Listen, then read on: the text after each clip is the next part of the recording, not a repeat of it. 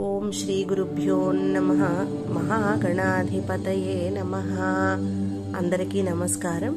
ఈరోజు మనం కనకధార స్తోత్రంలో 14, 15, 16 శ్లోకాలు తాత్పర్య సహితముగా నేర్చుకుందాం. నమోస్తు దేవ్యై భృగునందనాయై, నమోస్తు విష్ణోరురసంస్థితాయై, నమోస్తు లక్ష్మీ కమలాలయాయై, నమోస్తు దామోదర వల్లభాయై.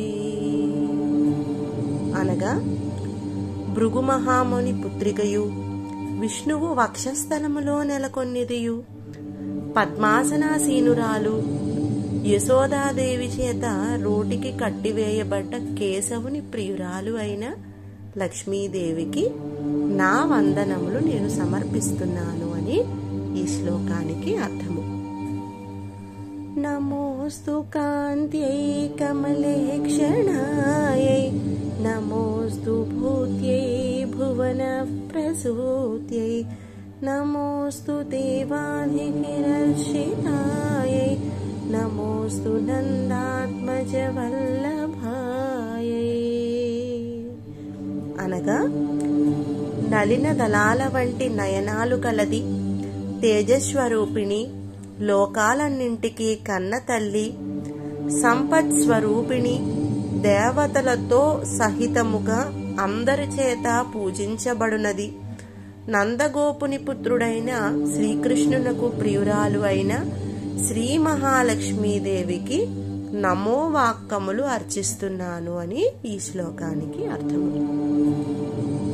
సంపత్కరాణి సకలేంద్రియనందనాని, సామ్రాజ్యదాన విభవాని సరోరుహాక్షి, ద్వందనాని దురితాహరణోద్యదాని, మామేవ మాతరనిశం కలయంతు నాన్యే.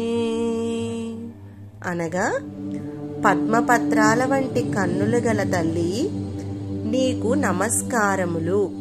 సమస్త సంపదలను సమకూరుస్తాయి నీ నేత్రాలు.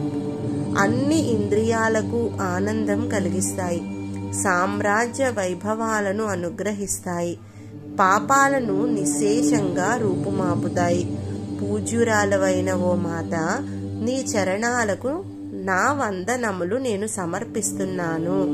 నన్ను కృతార్థుణ్ణి గావించు తల్లి అని ఈ శ్లోకానికి అర్థము.